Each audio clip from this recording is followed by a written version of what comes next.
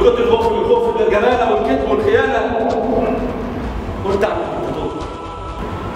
انا كرهتك خلاص، اصلا ما بقاش لي حاجه تتحب، بقيتي ما بتشوفنيش، ما بتشوفيش ام حماده وهفه متهانه في طابور العيش، ولا صعبت عليكي لما كسرني الجوع والفقر. ايوه انا كرهتك من كل اللي بشوفه فيكي، بس كفايه بقى. كفاياكم يا خالد وهملوني، ما كفاياكم غنى وحديد ومصمصه شفايف. يا خالد متولي معفش ولا سرق ولا بقى اسرار الجيش ولا حتى تاخد بدين، متولي حر وشرفه كلمه وعار لازم يمحي. وانا عم بعمل حوالي وافسد الحياه وادوس على الجبال وشعل الحلايا